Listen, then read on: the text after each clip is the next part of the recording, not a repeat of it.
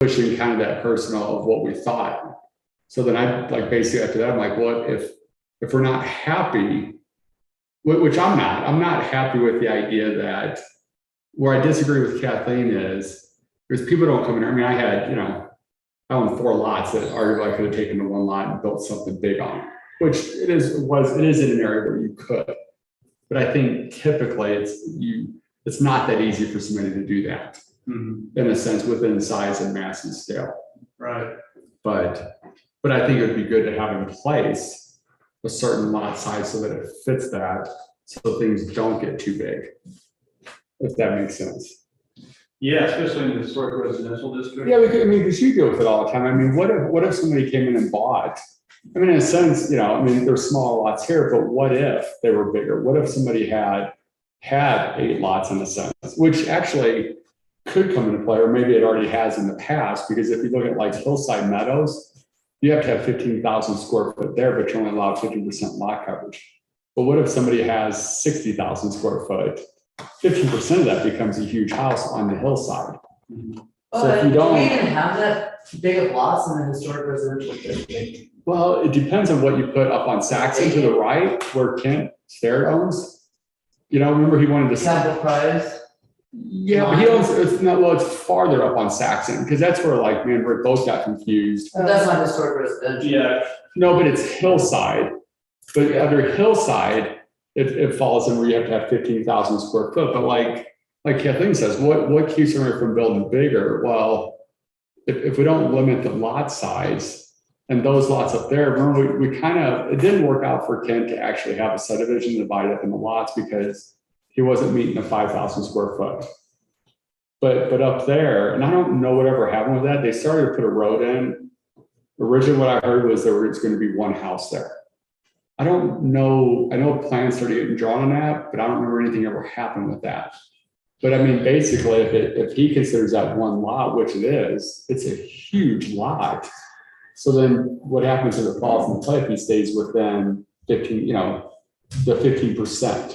And what if it's a 30,000 square foot lot? Right. Which I think they're actually pretty big up there. And I didn't understand that until a 3 meetings ago, maybe, with that. So it can become an issue. I didn't think about it until you mentioned it last time. What happens when somebody buys 4 or 5 lots, and decides to 1 big house? And that could actually come into play if you look at it, the Hillside Meadows district. Oh, Hello. It's not bad.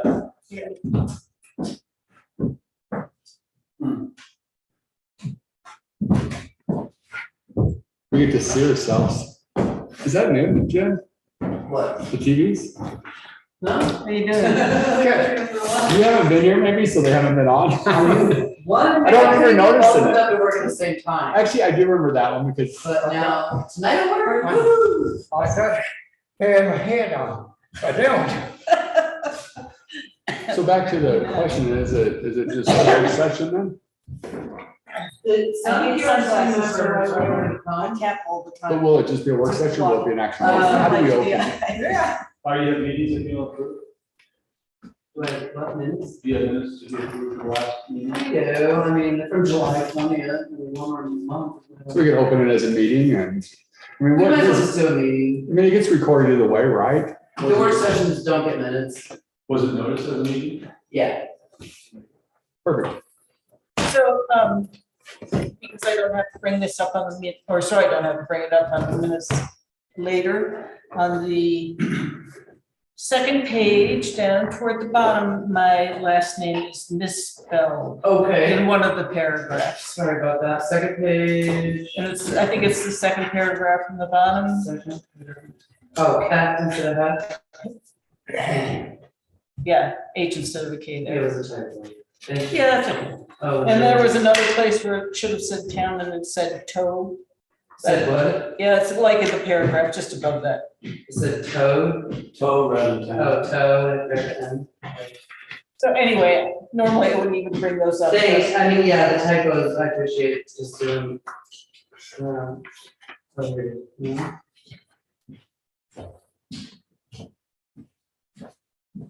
Hi, Benny. How are you? Fine, how are you? Awesome. Always awesome. How are you? I'm good. So Dwayne, what is this crazy run I read about? Double on a divide. Stacy she used to be involved with the county, or at least the rec center. Yes. She's been putting it on for some years now. And it's just it's from Henderson Mine to Herman Gulch via the divide. And then all the way back Bard Creek Trail to Empire. Oh, So fun. it's 30 miles, 31 miles, Uh-huh. but it's 6,500 feet elevation gain and loss. A little bit less loss, but it's super, super tough for that distance. I've done 50-mile races that were way easier. You guys, But, yeah. But it was a perfect race. Yeah, it's awesome. The one from the part that goes after you got the Herman Gulch, you go up Watchers and you go out the flying trail. On Yeah. what I call the flying trail. Yeah, Because you're right on the edge of everything. And yes. it seems like you could be flying off into space. What it is, and it's like you can be so close to the highway, but you're all the way up. So you're like, You the still hear highway's. the highway noise. It is like flying. Kind of Flying, sucky. yes, and that- Because you're coming down the ridge, there's just nothing. Yeah, the slopes here, and you're on this, and it's wide open. Ralph and I, the dog and I. Yeah. We used to do that. It took me, however, how long did it take me to do the whole thing? Little over 6 hours. Yeah, All and the way it around. would take me 6.5 to 7 hours to do the bottom lap of that. Well, yeah, my friend Doug's a hiker, and it took us 8.5 just to go from Herman Gulch back to the top of Union Pass. So he was like, wait a minute, you did it all in a little over 6 hours? Oh, It's that's like, crazy. it is all the way from Henderson Mine, and that's going up Jones Pass and then up to the Yes. 13,000 foot peak. And then they make us go to the lakes. They don't let us just come straight down. We Oh, you all have the to way- go to Go the to lake. to the other side of the lake and get our car cleansed. So you get past the other lake and you're like, and you Yeah, just, why am I doing all of a this? sudden, right around this little bush, there's a guy sitting there. He's like, okay, you can go now. It's a super, super beautiful race. Yeah, yes, but it would be, and no, I've never done that top route, so I have done, and have you done the piece that then goes from Herman up to Dry into Loveland? Yes. Yes, I've got all the loops. I want to put together a big race. We used to do a thing called the Circle Man or Silver Plum. So you started out in Silver Plum and you went up the, communities. We got 2 minutes. I'll race some of it. Yes, we should. Yeah, because you go up and you take the Pulaski and about, just a ways up the Pulaski, you turn up through the hill and go, so you can get yourself on that ridge line Yes. that goes up to McClellan. And then you move across Edwards Yeah. onto Grays, and then you skirt sort of around the top of Torrey's. But you can end up eventually over on Grizzly and come down, go through Loveland, and then come all the way around. See, I want to, because going from here, I've ran from here, Rutherford, Leavenworth Creek, and then Argentine Pass, Edwards, Grace, Torrey's, and then Bakerville, and then back a little bit, and then catch Stone Point and move around. And that's only, it's crazy, but it's just shy of 30 miles there. But that one's close to 7,000 feet of elevation gain. Oh, yeah. So it's, I don't know that anymore. That was, Yeah. a few years back. And she's recovered?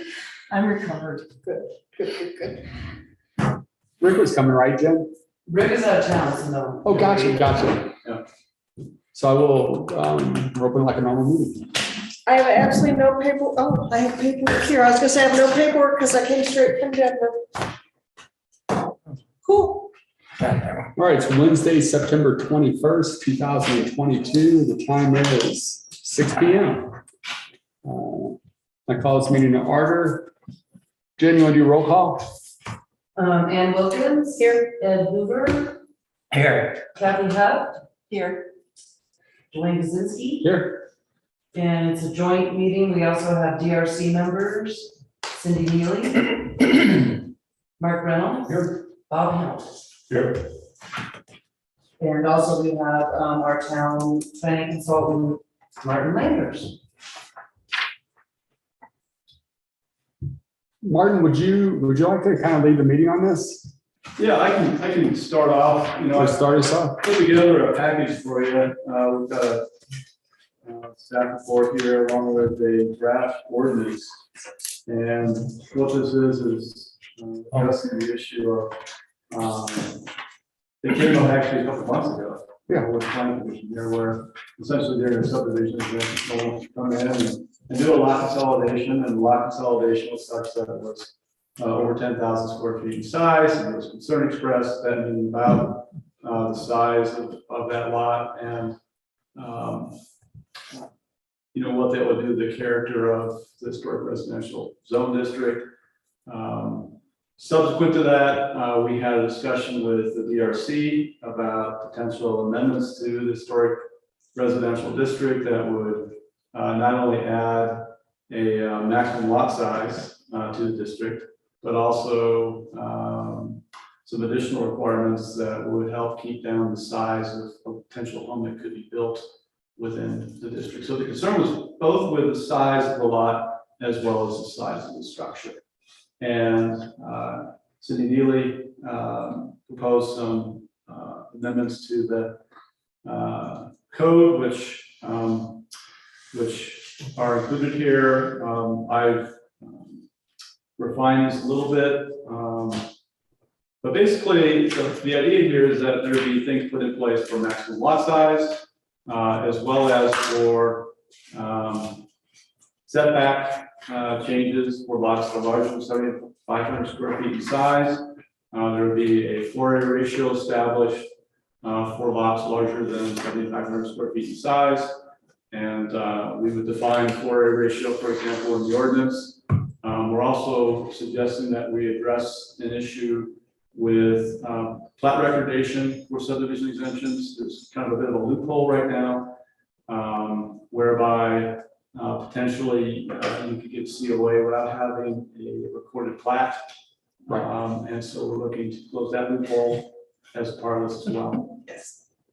So that's a bit of context for what's being proposed. This is just a draft at this point in time. We need to schedule a public hearing to come before the planning commission to review any text amendments before they go on for recommendation to the board of selectmen. So this is truly a work session. It truly is a draft document. It's open to whatever refinements that all of you would like to make. Go ahead, Cindy. If you guys, I mean, is it all right if you guys can sit up here if you want, unless there's an issue? Bob's already here, so you guys feel more comfortable. I mean, this is where you guys are normally sitting here too. So, I feel like the audience, but you're not. I would like to add to Martin's and sort of more almost colloquial terms. When the issue came to the DRC because the DRC is supposed to give a recommendation to the planning commission when you're dealing with things like subdivision of lots. And from the DRC's point of view, it became, what is the real question here? Because we have lots of all kinds of different sizes all over town. This is not as though we do have a standard size in how the town was platted. And most of the lots in this town are 50 by 100. However, that has differences as you head down Main Street, it has differences over there. And what's happened over the years is some of the houses, for instance, on Rose Street, have actually 3 or 4 lots that are associated with one house, and they've never gotten rid of lot lines because that was not a thing you had to do. So our question was, what are we really after here? And one of the things that we run into all of the time, our first concern when we look at a house is the area in bulk. Is the house too bulky for what's in the neighborhood historically? Because we're trying to preserve the integrity of our historic properties and not overwhelm them. And mathematically, it gets very, very interesting. Under our current zoning, a 50 by 100 square foot lot gives you 5,000 square feet. And you are allowed to have lot coverage of 40%, which means that you can have lot coverage of 2,000 square feet. Now, many of our historic homes, their entire size is somewhere around 1,700 square feet. Right. But you can have lot coverage of 2,000, but then you can have a height of 25 feet, which means you can have 2 floors. Which means on your 5,000 square feet, you can actually have a 4,000 square foot house, technically. And we quite frequently get into the discussion that the house that's presented to us is really, in appearance, given what its neighbors look like, what its little historic homes look like, the house that's presented to us is out of keeping in area and bulk. And so we then looked at, what is the intent of your commission and what is the intent of ours? And it's really interesting that those intents are exactly the same thing written in a slightly different language, and both of them end up with, yours ends up with it's the intent of the regulations to maintain primarily small lot residential character, retain historic pattern of compact development, ensure new construction in the district is in harmony with and does not detract from the historic building styles. And ours says the dominant character of this area should be single-family residential neighborhood and include a primary building with subordinate secondary, which will aid in maintaining the historic character of the area. We're all after the same thing. And so it occurred to us that it was not just lot size. It was the ability of what you can build on that lot. That if you have a 10,000 square foot lot, well, you can do the math. You could have a 4,000 foot coverage and the second floor is 4,000 feet, and you could have an 8,000 square foot home. Which, I mean, everybody would happily say nobody would do that. But in our experience, we have turned down houses of close to 6,000 square feet for being too big, which we wish weren't even possible to discuss to begin with. And Yeah, we'll so help everybody that's how the conversation started we're not trying to take over your business. But we're both in the same business. And so I think our hope is that we can take a look at the historic area and bulk regulations. And that, yes, maybe we can say a maximum lot size can be 10,000 feet. But we can't do it in such a way that we allow an 8,000 square foot house to be permanent. Our larger houses tend to sit a good distance away from each other, actually. So that was where we got into the discussion that maybe the setback should change if you have a large lot. I just give you a little background, and I know, Mark, Bob, speak up to. I think you summarized very well. I mean, this came up a couple meetings ago when the city submitted some draft ideas, and we talked it through with I think it was the last or maybe the one before that DRC meeting, and decided that we'd make a recommendation to you guys of what our thoughts were, and that's why we're here tonight. The issue we had with the last meeting was it came to us saying, and the contractors, well, the DRC's already approved it. No. And It that's would the take issue push I us had. into it, yeah. It seems That's like we're the getting issue I pushed into had it. was, why are you even bringing it to us if you've already been approved? And that's the issue I had. Right, but I think there is also the other issue is very much there. Oh, I yeah. agree that. But don't come to us if it's already been approved, Yeah, exactly.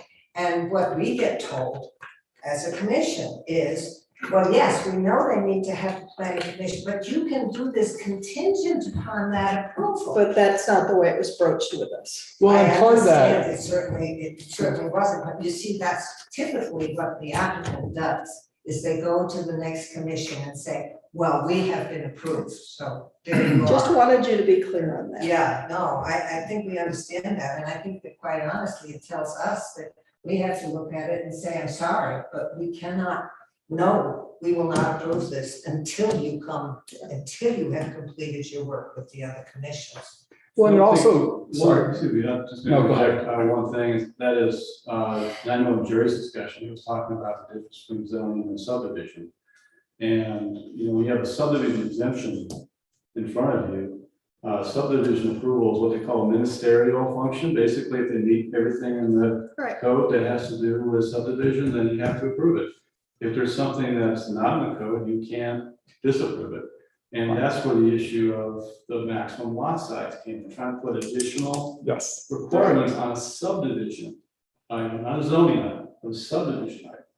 And so that's why we're now looking at zoning. Okay, if you want to have the ability to do that, the zoning regulations have to back up your Exactly. subdivision exemption. Exactly. So that's kind of where we're at. The code does not provide enough teeth to do what you want to do at that last meeting. Right. right, exactly. Well, and that's what makes it tough too, because when you have somebody that comes before us with the knowledge that they did, they arguably, they bullied us into pushing for it.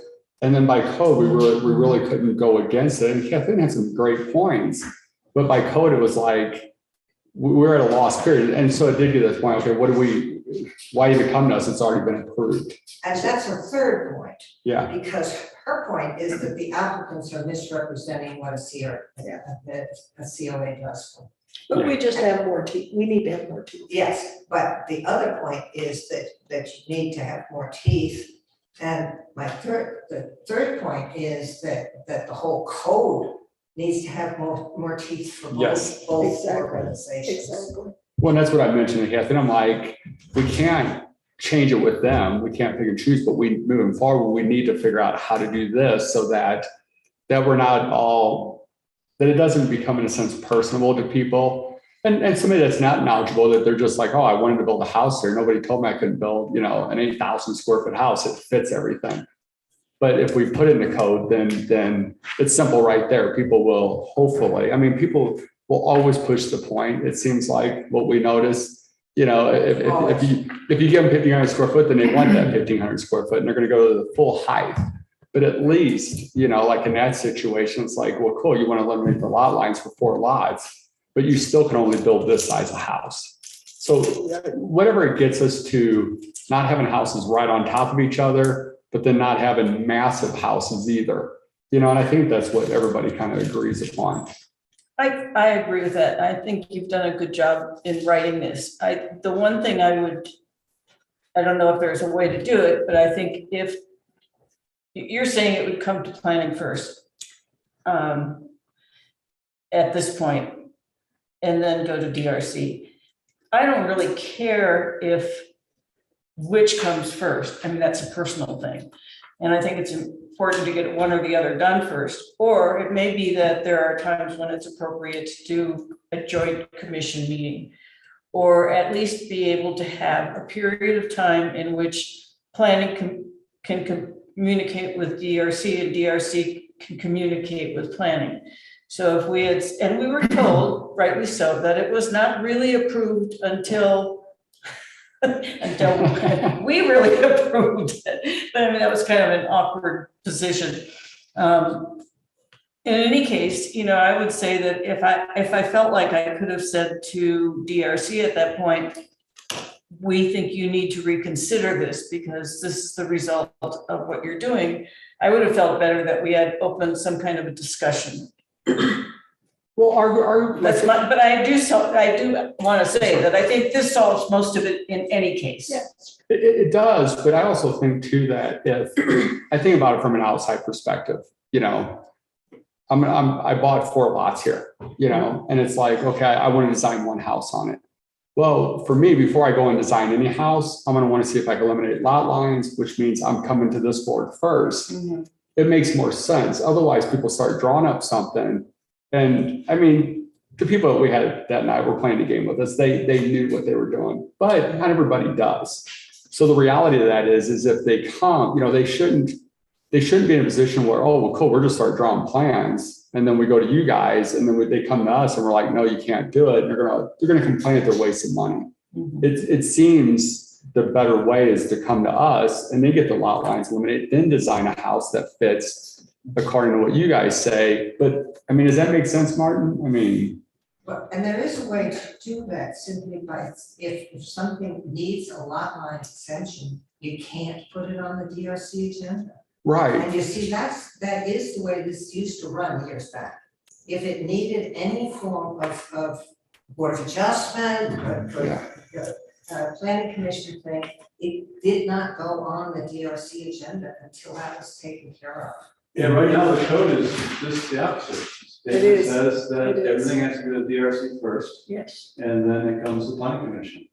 You So know, if we want to change that, we can, but the code actually Where has. does, I can find that for you. well, well, no, I would like to find at Sure. some the point. process that we've been using, for the last couple of years anyway, is the application for a COA comes to the town administrator.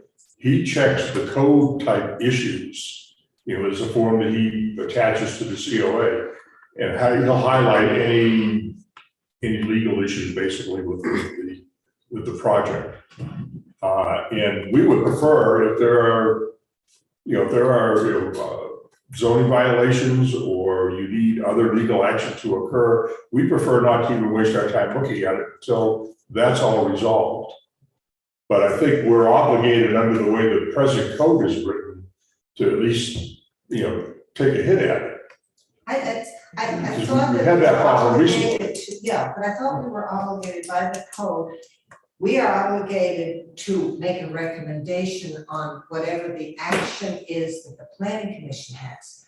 I didn't know that we were obligated in any sense to look at it for a certificate of appropriateness. Well, that was what had been assumed when it came to us. Yeah, no, I True, get right, that, yeah. But as far as the code says, yes, before something comes to the planning commission, it goes to the DRC for a recommendation on whether the lot line should be approved. And we have a whole form for recommendations that's totally different from a certificate of appropriateness. Right, yeah. We give recommendations without ever looking at a building for things that aren't, Right. so there is a difference. There was issues with getting, water rights to the houses that were going to be on the hillside. We didn't want to, until all that legal stuff was resolved, we did not want Issue to anything. even do anything with it. I know. But we were told we We needed had to. to.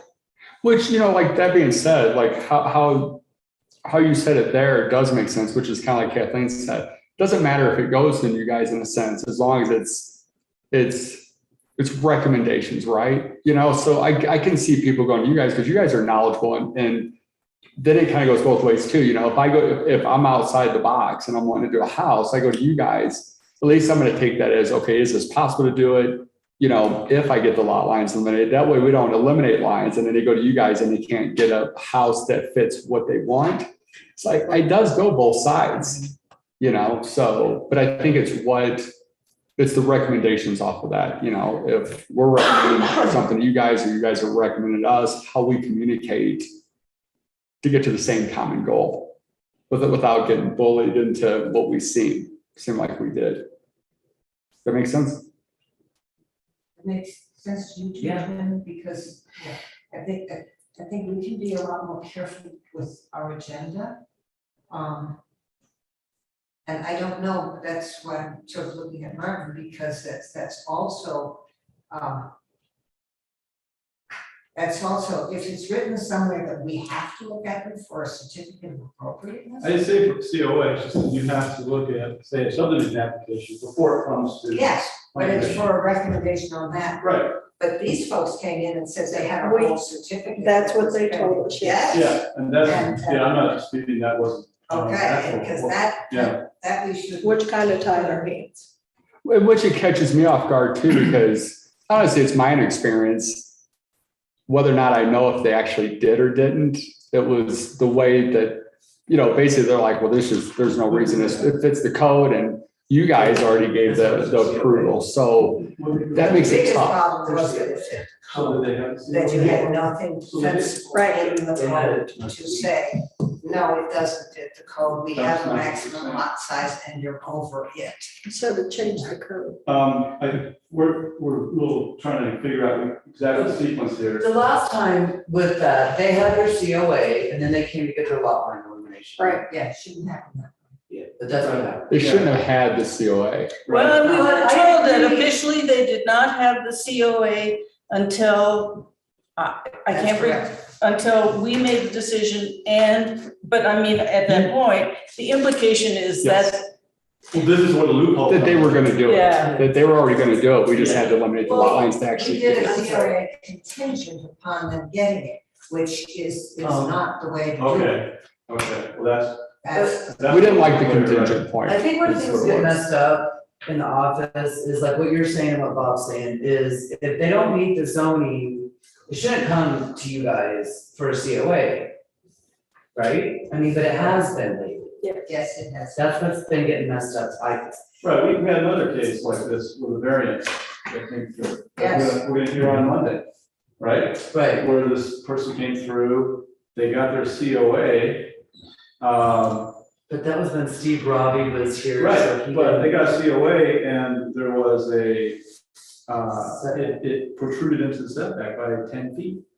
And so now that applicant's very confused and rightfully frustrated. Yes, And as you heard from the DRC, was it DRC or planning? I think It was DRC. DRC. DRC, yeah, very Yeah, frustrated. yeah, But yeah. anyway, that's just another example of kind of where they're going to get COAs before they really are right for that. Can the code be revised to make it clear that before a COA, an application for a COA is acted upon, all legal issues regarding that property or that whole project have to be resolved first? There actually is right now in It's there. code, it says that you have to get a recommendation from the DRC for a variance before it goes To to, the planning commission. for the DOA.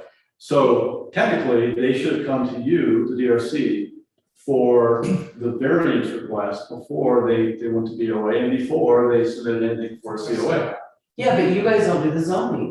That's what you guys. No, but it Well, goes- we do a recommendation, and that's where we're getting this confused. Yes, This is a right. It's a paper. recommendation. We have a form that is, this is our recommendation to planning commission, or this is our recommendation to board of adjustment, Mhm. which has to do with the decision they need to make on whether we see any negatives or positives or what have you in that. That's our advice to them. It has nothing to do with the COA.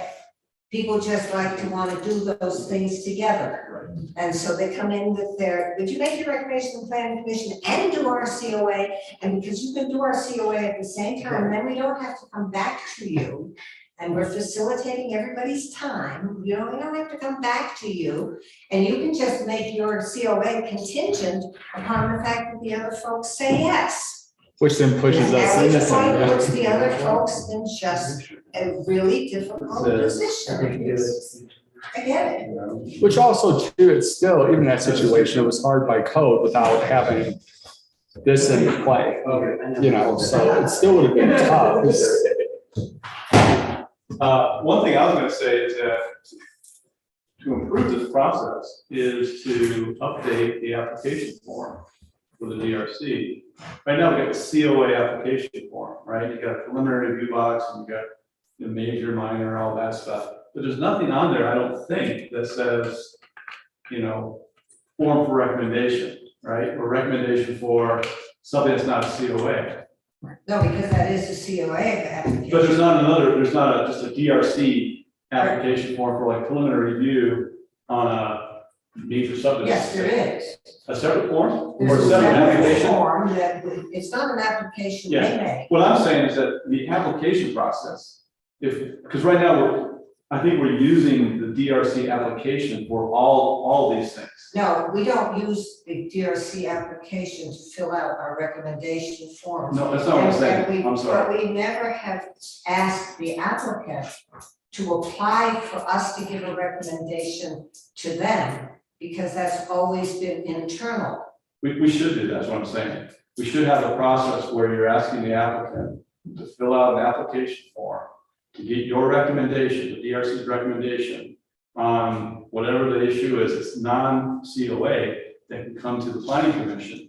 Which better Let me- benefits the person, go ahead. Well, I was gonna just say, here's the what if. What if this had come to us and said it was just a recommendation by the DRC? That it was in no means. Just for lot lines elimination. There's not very. No, I was gonna say that, you know, based on this proposed project or something.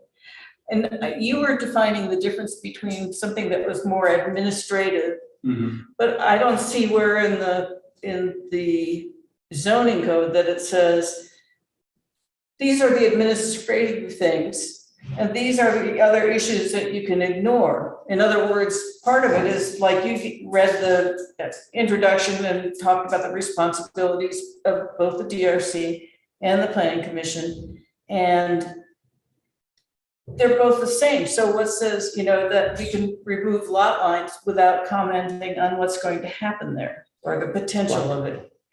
Or again, as a what if you say, yeah, it all looks fine to us, and we say, no, I mean, then what happens? Are we stuck? You know, they have to then go back to the DRC, and are we then at that point saying, You can turn down whatever you want to turn down. but you were talking about we couldn't turn it down on the basis of code. it not fitting into the neighborhood. You could turn it down based on the maximum lot size, because Because no you don't maximum lot have size. But that's why we need to do this. Right. So you need to change the code to add the standard that you want to turn it down on. But if you had that in there, Kathy, you could have looked at them in the eye, no matter what they said about the DRC, and said to them, I'm sorry, you can't combine those lots. But it has to be by code, it's kind of like. Yes, you Because of the have to- 10,000 square feet. Right. Yes, That's why we need to change. that's Right. right. Oh, heck, that's what I've been saying all Over the along, we have 10,000 to change the square code. feet, They were 10,050. I'm sorry, the code says it's maximum lot 10,000 square feet, you can't combine. But it was going to be 10,000 square feet when those 4 lots were But combined, this was is it not? This is not in code right now. No, I understand that. Yeah, and if you had felt that that was too large. I Right. mean, that's the question that we're after tonight, is a maximum lot size of 10,000 square feet too big? Well, let me say this, so if you're gonna go with 5,000 square foot minimum, which I think is important, I think it's fine to go with 10,000 square foot, As but a then, max? well, but if you do that as a max, but then do you still, here's the thing I have with historic, it's 40% lot coverage. So if it's historic, now you're back to, we're back to the same problem. So do you just define it more and go, okay, well, if you're gonna go 10,000 square foot, you're only be 20% lot coverage, because it's the same thing. No, No, but no. she's changed it to using a floor area ratio, which has a different. Which was Yeah, fine. but I'm counting, right, but I'm counting it too, and if I kind of heard you correctly, that's kind of where it falls in, because at 5,000 square foot, yeah, so how were you saying it again then? If you have what we have now, which is lot coverage, it's not floor area ratio. No, of course, But if you have lot coverage for if your lot coverage is 40%, right, on your 10,000 square foot, you get a 4,000 and 4,000, you get the possibility of a 90,000 square of foot course, house. right, All right, under a floor area ratio, if you left the lot coverage at 40%, floor area ratio, if you left. I got you, the foot I at got you. 40%, you would have a 4,000 square foot house, which might still be too large. That's why we suggested in if you have a lot that's larger than your 7,500 square feet, that you have larger setbacks, you have bigger setbacks, and you may want to cut down your floor area ratio. Exactly, and that's where I was kind of saying it too, because real quickly with just 30% lot coverage or 40% lot coverage, once the lot grows, and you're right, that's only the footprint, but then you two-story the house, you go with the maximum height, it's a huge house. Right, but on the floor area ratio, you don't have the huge house. Gotcha. And what we've suggested here is that a maximum floor area ratio, may not exceed the 40%. But for lots over 7,500, the floor area ratio may not exceed 35%.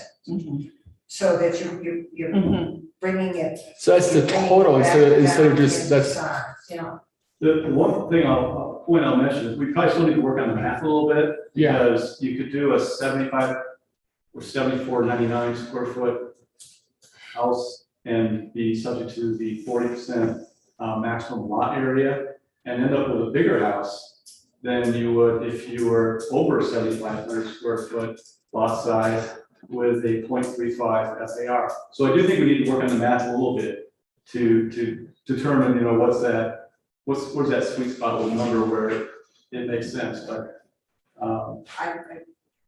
I do get that. If you're at 74.99, you get 40% lot area coverage.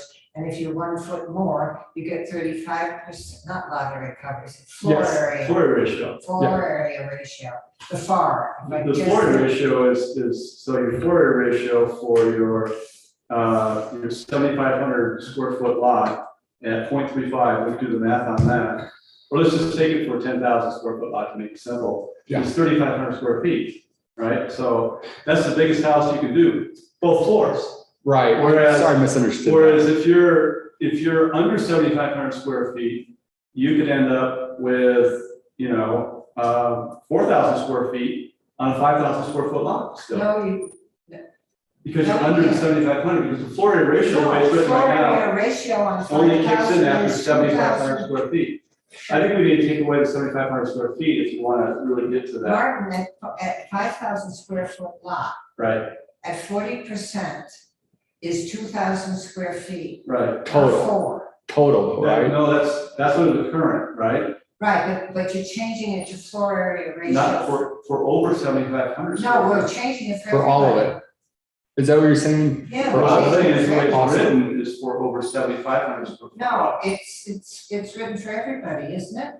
I don't think so. I think it was, the recommendation Well, was it'd be written for everything up to 7,500. Yeah, I see what you're saying.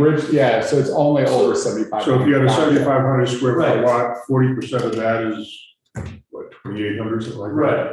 So I think where we're getting tripped up here is with that 7,500 threshold for the floor area ratio. If you just said floor area ratio for the whole thing is 0.35 with a maximum lot coverage of 40%, then you're fine. Really solving problems. It's trying to put the 7,500 square foot, We've taken out maximum lot coverage entirely. no, we haven't.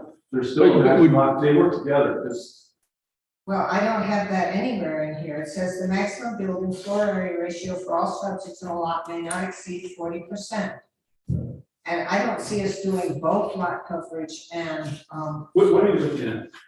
I'm looking at the. You're looking at number 8. We said it. Did you get this? It says, well, I say on number 8, it says for only lots over 7,500. Right.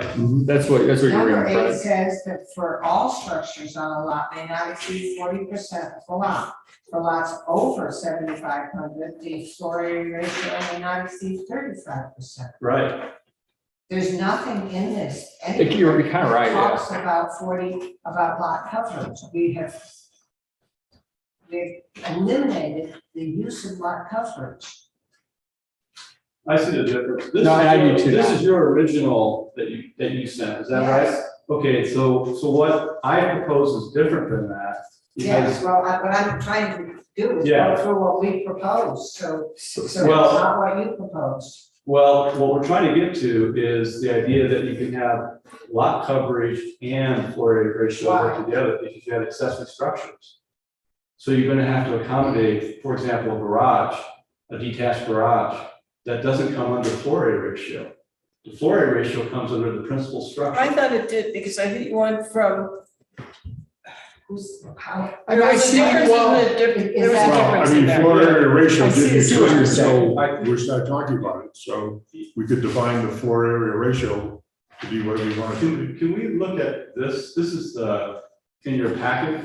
This is what the ordinance is based on. Because we had to come up with a definition for floor area ratio. So we have a definition for floor area ratio. And these are terms of art. This is the way that floor area ratio is calculated. And by the standards of universal zoning? Basically, best practices, yes. So when you come up with, floor area ratios based on the habitable building floor area permitted on a lot, it's not maximum lot coverage, it's a different standard. And you can use both standards together. You can use floor area ratio and maximum lot coverage together. Your floor area ratio is to the building. And Yeah, I to the kinda habitable agree with building that. size. And so when you have accessory structures, in Right. addition to that, you have to account for that. So we're not proposing to change the maximum 40% lot coverage standard. What we're proposing to do is put on a maximum floor area ratio of 0.35%. And I think where I perhaps misunderstood is that you wanted that for over 7,500 square feet. So if we just took that away for all floor area ratio on the lot to be 0.35, I think we'd be fine. What I was concerned about was that 0.35 at the smaller lots is too small. Yeah, And that's why we looked at the difference between the smaller lot and the largest lot in floor area ratio. Because floor area ratio of 0.35, I can't do that math fast enough in my head. For what size lot? For 5,000 square feet, a typical one, what's 535? So that's 1750, That's that would be the maximum habitable space. right? But you're saying accessory buildings, garages, et cetera. But the minute a garage has a living unit, it's a habitable space. is it Yeah, not? that's right. so that would have to count. So this is where it's tricky. And I feel for us, like we kind of have one shot to get it done the right way. It makes sense because you're right. So if you take a non-conforming lot, which there's some around, say those are 4,000 square foot, this limits you to a total building area of what, 1,200 square foot. Then that all of a sudden starts to become a little bit small on what somebody could build on it, right? If you do that. If you had, what you're saying is if we left the 40% lot coverage, but that's still a lot of lot coverage on the 10,000 square foot lot, isn't it? Well, how do you Why balance not, why it? not define it for lots up to Yeah, 5,000 or 7,000 or something? It would be 40% coverage. And then anything over that, up to the maximum lot size, would be 35. I think that's what you have. I think that's a better That's direction. different than FAR, right? Right, and then treat the FAR separately, and lot coverage is defined as any permanent structure on the lot. You know, it's a garage, the principal Yeah. structure, or a shed, So whatever. you solve both And problems. then, and then put. This is why you have both in there. Yeah, you saw both. And FAR is just as well. But I think we're going in the right direction. We just need to figure out, Yeah, the what numbers and how they work so that we make sure that we don't have a problem with smaller lot sizes. Make sure we get a large enough house. And we still achieve the purpose that we're. Exactly. after. Yeah. But then it will have to be understood that the FAR applies to any habitable Right. building. So you're not building an accessory building that's habitable. Well, if it felt like so that it Unless it falls, falls into your square foot that you. can which I think is have. key, but also too, it still allows if somebody wants a separate detached garage or that lot coverage. But of course, how that fits into the town too. I mean, then you kind of get into each district, right, where they're historic We're and also talking about else. buildings going forward, new buildings Yeah. going forward, right? So Right. if somebody comes in, they get a budget essentially. This is the square footage you get on this lot. If you want to use it all in your principal structure, fine. Yes. If you want to use 80% of your principal structure and 20% as an accessory dwelling unit, that's fine.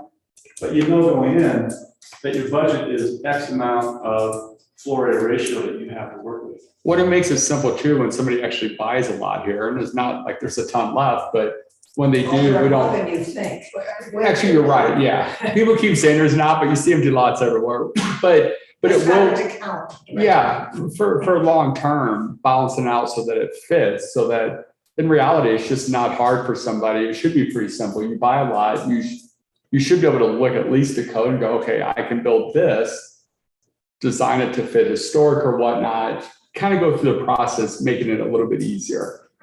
And this is only for the historic residential zone. Correct. I mean, at this point, we're not talking about this for every zone in But town. why not just take care of it with one sweep? No, because you can't, because your lot sizes are just dramatically different in the But the meadows. size of houses that get built though, right? Are dramatically different in the meadows. Well, true, but what I'm getting, let me ask you a question, Kathleen. Do we feel like in the meadows, the houses get built to a normal size? Because if we do, then it is a non-issue.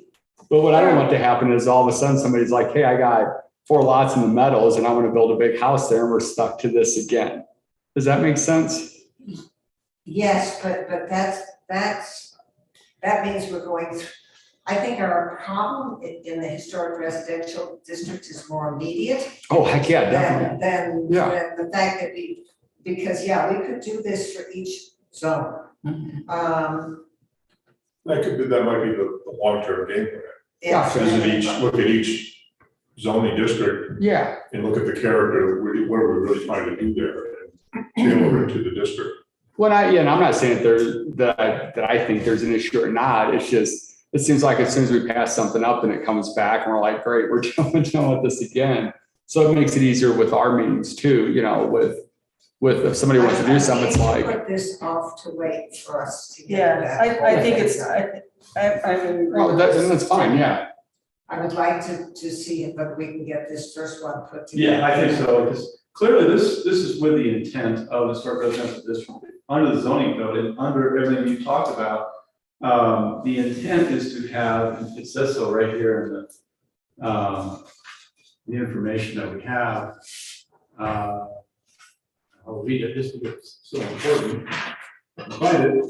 It's the intent of the regulations established in the historic residential district to maintain the primarily single-family, small lot residential character of the district, to retain the historic pattern of compact development and site design, and to ensure that new construction districts in harmony with and does not detract from the historical style of science district, which is really a DRC's function there, but Right. but the intent of the district is for maintain the primarily single-family, small lot residential character of the district, which really does beg the need for a maximum lot size. Yes. And for a floor area And for ratio, a floor area ratio, I agree. for both. And we just gotta- We need to have a maximum lot size. And so the question is, one of the questions is 10,000 square feet, that's 2 lots. Is that? Or. Is that too big? Yeah. It pushes the point. I mean, I think so, because is it possible? I mean, obviously somebody did find 4 lots. But is there other lots around that it's possible in historic area that could happen again? Yes, And especially if somebody would, yes, I can walk you down Main Street and give you 4 examples. gotcha, so then that's a problem. I'm Yeah. not starting to count. Yeah. And you know what? Seriously. No, but then that's a problem. So to me, why, even with that, I have my own personal opinions, but to take 4 lots and make it 1, and when you look at the cost, and it still doesn't make sense to why you'd only want to put 1 house there. That's It fits because you're too. the building and business building and selling houses, but for somebody who is building their dream house, all of a sudden you've got this True. large space for Yeah. your dream house. And I think though that with the FAR added in there and with the newer setbacks, I think we're fairly close. And I don't know exact sizes, but on my house and actually that whole block and extending across 9th Street, those are all on way bigger lots. Now, it doesn't mean that they couldn't have been built bigger, but they couldn't have been built a lot bigger. Right. So it doesn't seem unreasonable that you are separated further and I think we have that in this town in different places. I yes, we agree. do. So I'm not all that uncomfortable, and that's not just a personal response. I'm just not all that uncomfortable with the idea. of 10,000 square feet. Mhm.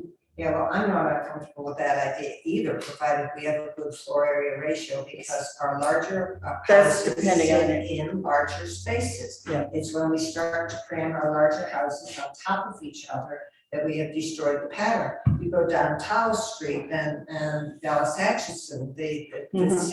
sits in its own glory next to the Catholic Church. It's, and it's there. And it's been there. So you run into these in every part of town. There's some big one that sits in its own space. I mean, we're not saying that the house shouldn't be there. It's that kind of thing, but it's spaced well. If the property is important as far as not putting them on top of one another, so that's very, Yeah. acceptable. And so when you're saying you have to have setbacks that are 15 feet, I mean, you have to give yourself some yard if you're in. Sure. I agree with what you're saying, certainly in terms of setbacks. I think you raised another point here, another issue, and that is that part of, a number of lots in town have a lot of unbuildable area. And so how do you account for that? Well, And- haven't you accounted already in the slope discussion? You do have that, but so you can't count FAR as a part, you can't count that sloped area that's in excess of whatever it might be, 30% figure, as part of your FAR calculation. Right. You have to take the remainder of the lot for your FAR, right? You can't say, you can end up doing a giant house on a small portion of the lot that's built. But you didn't include that in yours. We did include that. Where But is we, that in yours? I didn't see that in yours. Yeah, it's right at the bottom of the, yeah, I think it's on the the, last couple lines. Do we need to put in a piece there that says that the FAR is determined on the basis of the existing land as opposed to on restructured land? Because, you know, if we've got, say, 6,000 square feet down here, and we've got 4,000 square feet up here, and we've now put in a shear wall so that there's no more of that. We've extended, in effect, the flat land. In other words, I think you need to be clear that you cannot just wipe out the whole piece of land. I mean, I'm not sure I'm saying it correctly. No, you're saying it's just fine. If I have a slope that's at Right. like 30%. It's not buildable. I can't cut it off. and you've got that already in your regulations. You have, there's a whole section on the slope issue in the code. I know. There is, but what says that you can't take this slope and make it like this and like Create this? more buildable land. Yes, so what I was suggesting was that, do we need to say in It's here historic that grade. it's on the historic slope as opposed to Historic on the Amendment. modified, so, yeah, Oh, I see, yeah. Yeah, basic historic grade, when you modify historic grade right, to be able to build something bigger. yeah. I don't find that, and when I'm looking at your page for. It's in the ordinance under 8. Oh, I wasn't looking at the ordinance, I don't have. No.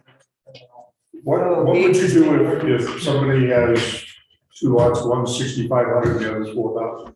That puts them over 10,000 square feet. It's only based off the 10 though, correct?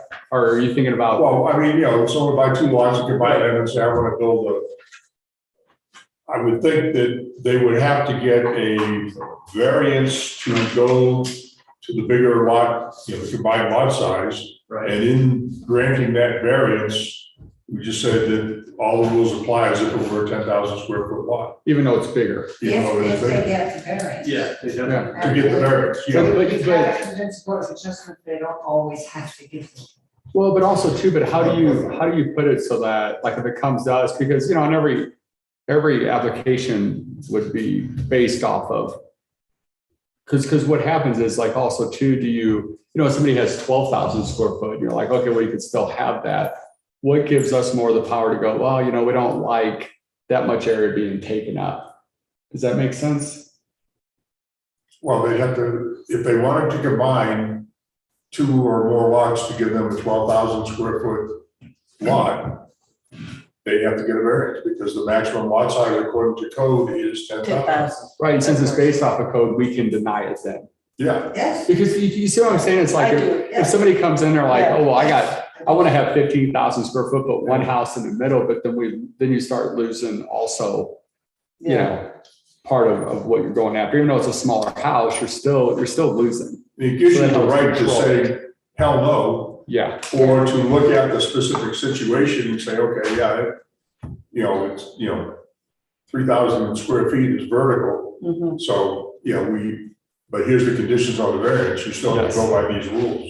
yeah, and it Mhm. gives us the control to say, yeah or It no. gives you the It's- control. It still makes you wonder too, because like with the four lots, lot line elimination, if some of that's hillside, which was their argument, well, we're gonna combine them because we can't build on there, that would have better fit what they were able to design, more fitting what's historic if they wanted to use that whole corner.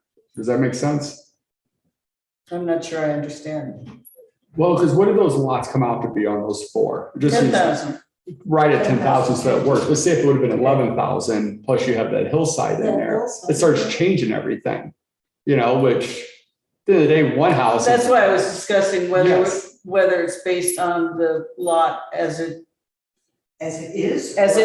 or as they might make it. And they say they can't build on that hillside, but you see what they're doing next door. But they already are anyway, and if you take historic grade, which has been changed, and they still went against that for the heights of the houses, it's like, and that's just one person just doing what they want to do, period. Because it's still like, you look at them like, well, the houses and the size, I think, fit historic. But when you take anything, you raise it up 5 foot off of the road versus say a couple foot, now it just looks so much bigger.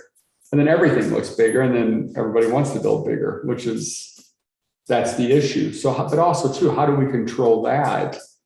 Well, I think maybe that has to be a piece of DRC regulations where you take into account the landscape that's there and the modified landscape. Does that make sense? Mark, you kind of see what you're saying, because it's, if you take the road's there, and you have a road up top that's there, and you have that slope of land, really with that whole area, it gave them the opportunity to do whatever they wanted to do. Mhm. And that also doesn't necessarily fit. I mean, everybody could have their opinion on it, but Mhm. the higher a house sits, the bigger it looks, no matter what you do. So I don't know how that falls in with, now that you guys go back and make sure everybody does what they're supposed to do with DRC. But also too, how does that fit with the layout? Because on plans, you have a plan, it shows you how it's supposed to sit. Right? Right. So. I mean, I think there is a reasoning point with that, because when you're setting grade, it can be a little bit, that's a lot. And I still question the driveways if they fit on the slope for what they have and how they designed it. It's really steep to really flat, which, if you put rules into place, but you can't enforce them, right? It goes back to the same. Yeah, I thing. mean, you'd have to have inspections all the way along. Yeah. Martin, I got another question on the other subject on the ordinance. On Sure. 4, it says the front setback would go to 25 feet for principal buildings for lots over 7,500. That's on the first page under B4. Right. I would wonder whether you want to do that, because that's not usually true, even in our larger houses. They usually fit in the setback range of principal buildings adjacent. But this is accessory buildings, No, or am I looking in the minimum wrong front place? yard for principal buildings 10 feet. Or the average of front yards of principal buildings adjacent to on both sides of the lot which the building is located. On lots of 7,500 square feet over 25 feet. And I'm not sure that you want to say that somebody has to set their building back I think that's a reasonable, from, Issue. because if the whole street is that Yes. particular line, yeah. you want to maintain that line. So that one, I'm not sure that we would. So that's fine. That was actually, I thought your recommendation, your red line. I thought you crossed out whichever is less.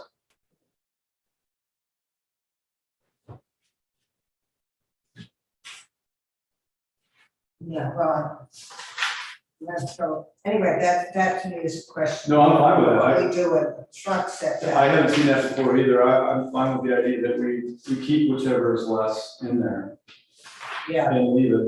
The, on lots of 7,500 square feet and over the 25 feet, that came out of, I think, the DRC minutes for yeah, 'cause I recommendation. think there was like 25 feet in there. Yeah, No, 15. For rear yard principal setbacks. this is the front yard we're talking about. Yes, I know, but I don't think that, I didn't put anything in for 7,500 feet. No, this is again in the DRC minutes. It said 25 feet for. No, but I think in the memo that we sent to you, it was not in it, Oh, the memo. yeah. So I think that one doesn't. That's fine. I'm just trying to reflect what Yeah, I read exactly. through, so. yeah, so. So, but that- to be clear, what do you want to do with that one there, so I can just make that. Do we really want to do 10 feet or whatever the average is? Or do you That's want- what we have been doing. Because some are actually closer and some are further back. You're talking about keeping them in line with, Yeah, with what's keeping next to I them. mean, I would think that's what our preference would be keep them in line with the existing Right, structures. right. So that paragraph. So maybe that needs to be the, come first. Maybe get rid of the 10 feet. Yeah, because even if they buy up a couple of lots, you still want the houses to be in line with the front, With the other, other houses, side by side houses. So That's why, not always the case in Georgetown, though. No, it is always the No. case. And I you mean, want my, to have, the 707 house is a good example because it's like on the sidewalk. yeah. Yeah, true, you don't want more Yeah, houses on one the side. that's 30 feet back, and another that's, No, I, 5 feet. yeah, you want to, I but if think you it's a want. DRC issue, then that can be talked about in terms of a general alignment. Yeah, no, we need to have some sort of minimum front edge. So anyway, on this one, Cindy, I just want to be clear, we don't want to make a change to what was former item 3 and now it's renumbered as 4. We want to leave whichever is less, and we don't want to add on lots of 7,500 square feet, is that correct? That's correct. Okay, good. And then this on 8 is our big question. Maximum coverage, building coverage may not exceed 40%, over 40% for all structures, and for lots over the floor area. This is where we have to put in the floor area for, because it only speaks to lots over 7,500 square feet. Right, We right. have to create a floor area in that floor. Yeah, Well, why don't we do a separate, add another item to talk, this one, item 8 should talk about maximum coverage. And item 9 should be. And 9 should floor talk area. about the floor area ratio. yeah, we could do that. Yeah, Um, and floor area ratio for both lots under 7,500 and over.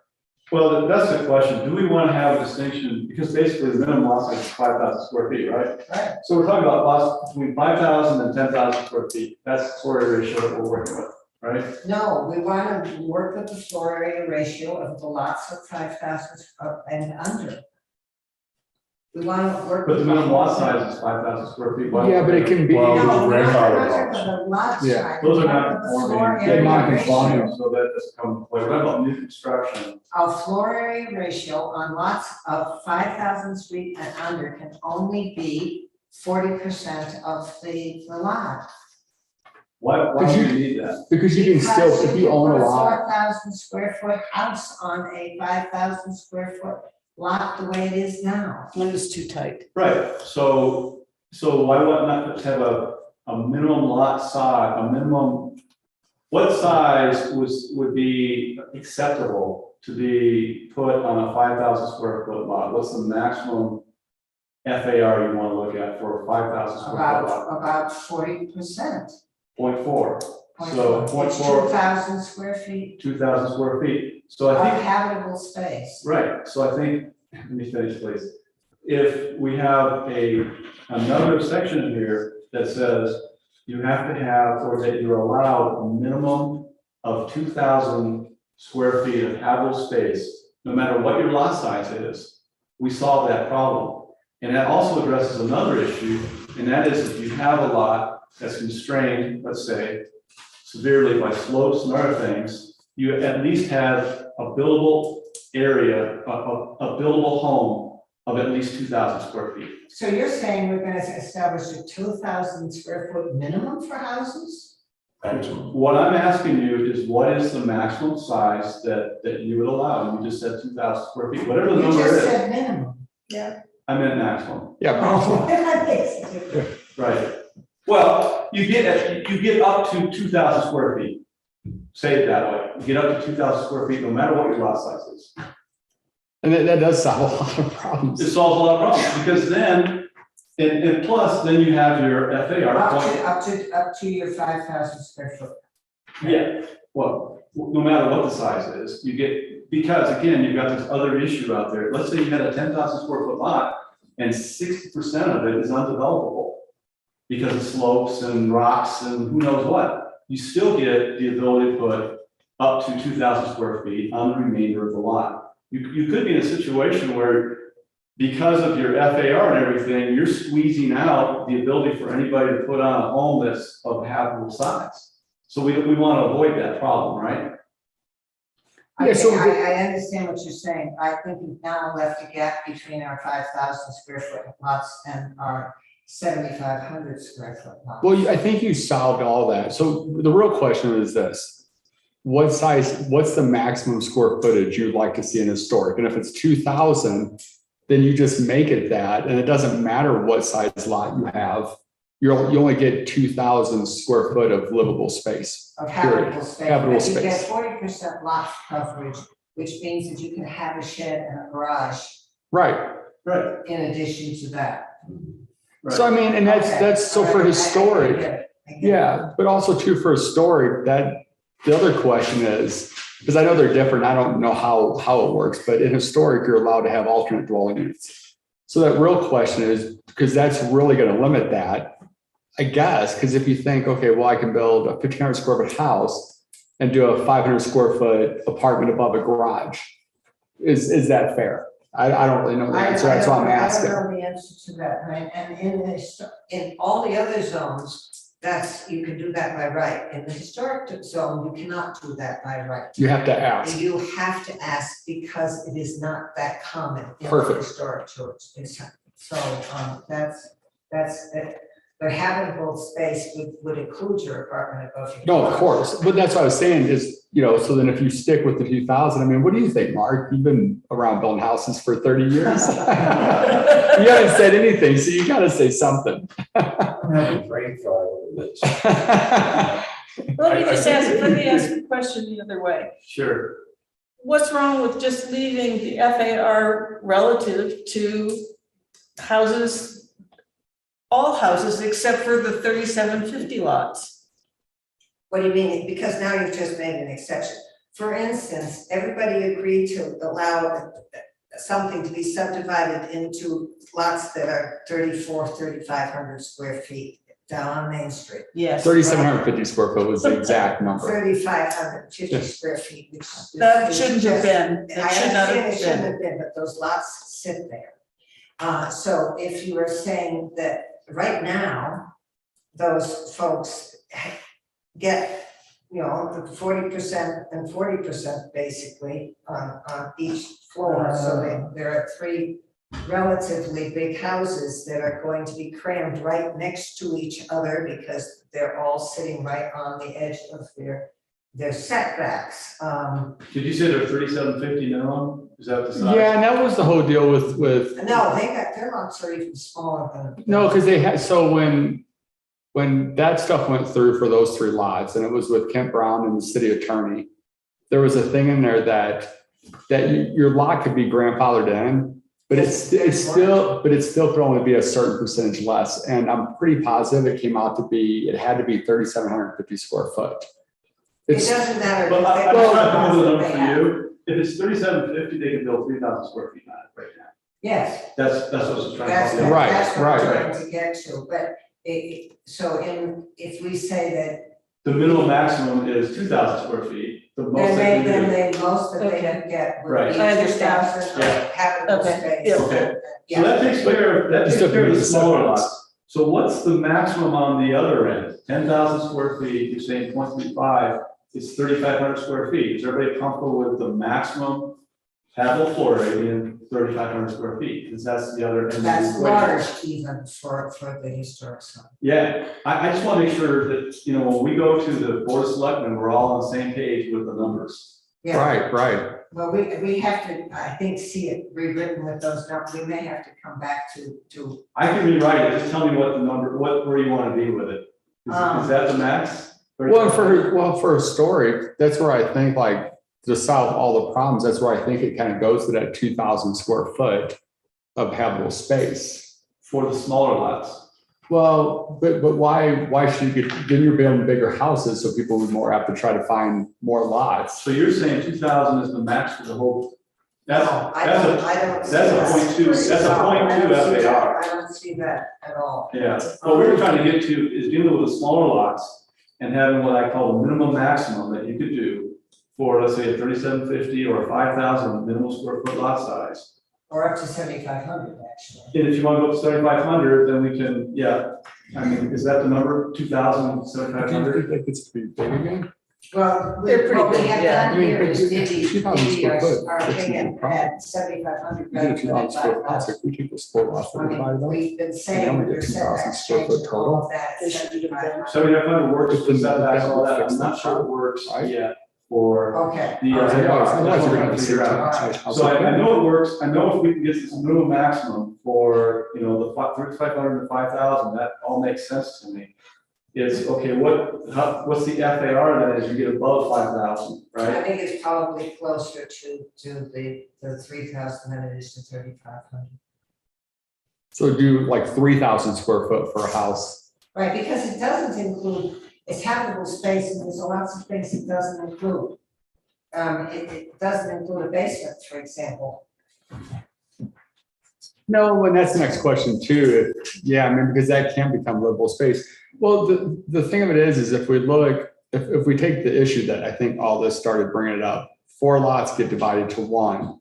They're at 20% lot coverage. I haven't saw the floor plan or nothing for that house, but they're at 20% lot coverage. But I think that put them closer to a 3,000 square foot house. Oh, it's they're above 3,000 feet per square foot. Gotcha. So, but that kind of goes to the point, where is that kind of that fine number that it can make it fit for historic?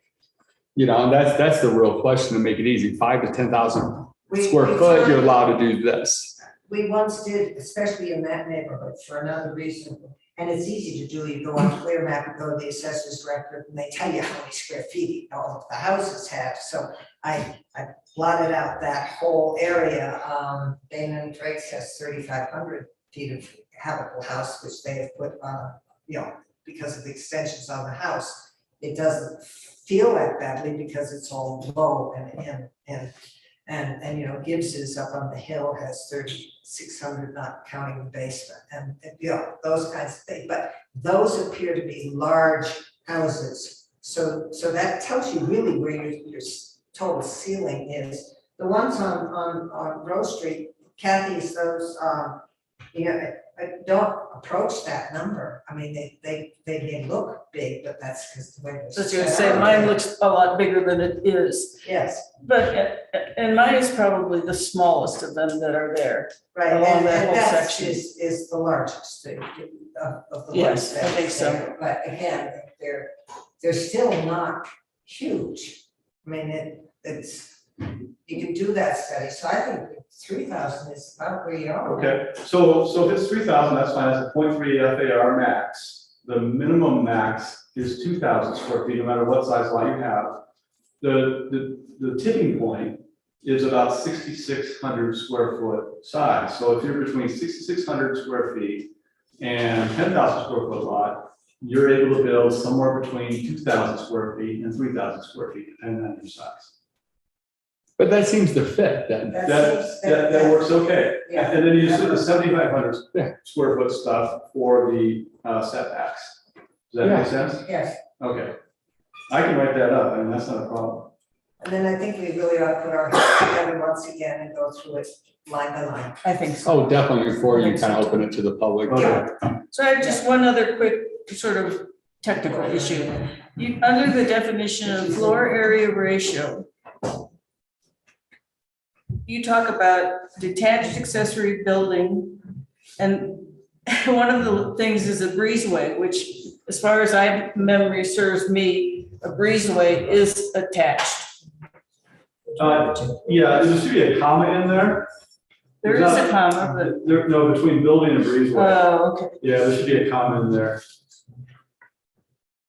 okay, Yeah, got it. sorry about that. Unspecified unfinished basement? You know, see, that's tough too when you add square footage, because if you put a basement instead of a crawl space, how do you include that in, because you don't see it? You know what I'm saying? And, but how often do we put basements in this town, or people do Or different one of basements? those really good ones. Yes, there are. Anybody on the slope that could do a They walkout? don't know. Oh, well, exactly, yeah, but a walkout, if you know, and Yeah. then, so like, where do you stop it? Because a walkout, like when I did the house on Main Street, that makes that house look big because of the walkout. a And that's very also important- very That's- important Yeah, for third floor. the Do we, lift, yeah. exactly, do we want to delete more basement from the exclusion for the definition? Yeah, and I think that might be a good idea. Yeah, I think so too, Yeah. because you're right, you can put in the finished basement. And attics, that house on If Main it's- Street. Well, mine too, yeah, I mean, He did a full 2 floors and then his roof was a full floor above his 2 floors. And so eventually you could easily, Finished I it. mean, finish it off and have 2 more bedrooms. We can pull that out too. Delete so it. because that helps protect you for your height, so I mean, Right. like for me personally, I like utilizing the attic space, and I love utilizing basements when you can, Mhm. because you Well, get sooner or later, storage out someone's of going, I it. mean, if it's at all usable, it'll be Yeah. used. Yeah. Oh, well, that's true. 100%, and but, yeah, but I think that's a tough one too. It should be because- excluded for historic buildings, so a lot of historic buildings, the attics are, refinished for habitable space, right? So I've got. But that also gets you what you want out of your store, it gets you the look, and it gets people a little bit more square footage if they need it, Yeah, with a basement for sure. The other thing is if it's in a space that has, whether it's a hip or a gable roof, only some of that is considered livable space. Yes. So, yeah, and I mean, there's a definition, I You don't get all remember of if it, it's though. 5 feet or something, but it's, really? Huh. yeah, Yeah, there so is. it depends on how far up you shove in your cable and how much it takes away from the rooms. that you So do. in my attic, finished attic, if I bend over in certain areas, that's not considered livable space? It's not, no. I didn't know that. it- I actually didn't either. That's interesting, I didn't know. Buy the new ones. Wow. Yes. That's so that My you house can't just went call down in something, value. you can't just Square call it a footage. bedroom and then consider that all that space is bedroom. Yeah, Gotcha. The space that's allowable for bedroom definition is the one that's gonna be in the middle of it all. interesting, okay, good to know. Yeah, that's. Did not know that. For your purposes. Yeah.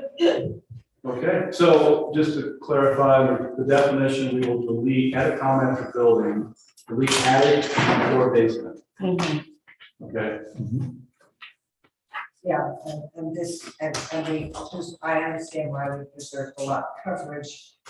And we won't say, but it is true that any apartment over something else is habitable space. Yes, I think that's important. Well, especially now, if you have a bigger lot, it still gives people the opportunity, of keeping it within size, mass and scale.